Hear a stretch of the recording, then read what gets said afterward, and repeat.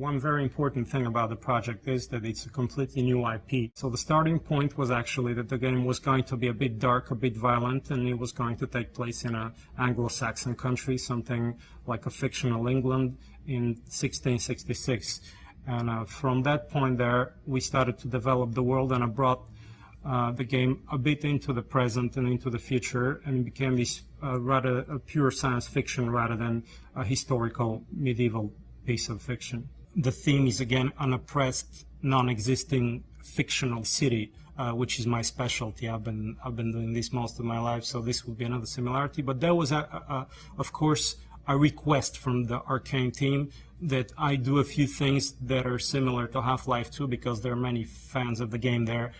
So I was trying to resist, but maybe some of the machines would go in that specific dark industrial style that I usually do. But it stops there. We're not trying to use it as a source of inspiration. When I started designing for Dishonored, I started like I usually would do, rather by eliminating influences. So I definitely did not look into other video games or film to avoid cliche, because right now there's so many sequels and sequels and sequels in the video game industry, and so many IPs that are known. So my strategy is always to go the other way and I'm going to start from scratch, look at painting, sculpture, photography, and read books rather than get influenced by other pieces of entertainment. So here we're really influenced by 30s pulp, Lovecraft in terms of atmosphere. We looked at some mystical photography and symbolical photography and painting from the 20s to get this really specific atmosphere, and definitely American illustrators like Norman Rockwell and Dean Cornwell for the painterly look of the game. Getting any specific style in video game rendering is a huge challenge because you always get this rough computer look where you have a lot of straight edges, things are too smooth or too sharp. So that's why the challenge is always to manage detail and know where to focus and concentrate.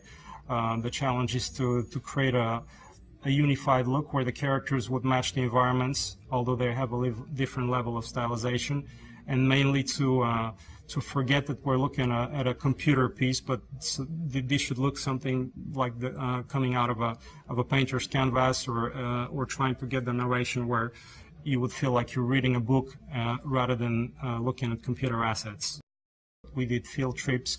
We went to London with the art team of Arcane, with their art director Sebastian. We took a lot of photos from Edinburgh, London. We went as far as going into pubs and analyzing what defines the British face, just to get a lot of personality and character into those characters we have, rather than having a co-worker's face glued onto on an enemy. So we did a really thorough research of what defines British architecture and, let's say, morphology.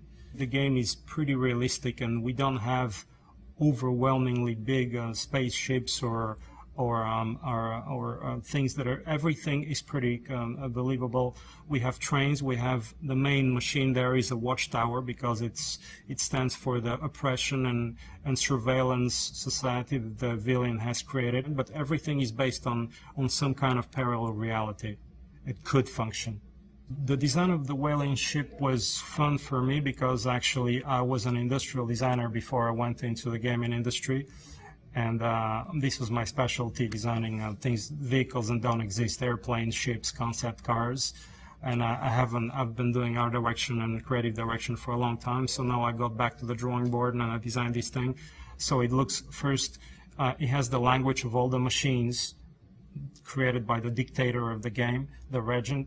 And also I've used references of existing whaling ships, of ancient whaling ships. And it's this strange machine that you understand its function right away, but you don't know if you're dreaming or if you're seeing it for real.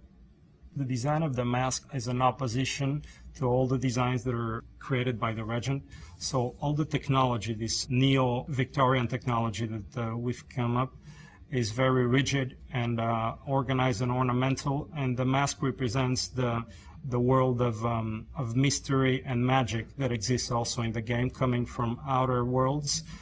So it's this almost mechanical, tribal, strange object that doesn't look like anything else in the world, that somebody brought from a different land, and that gives you these special capabilities that you're going to have.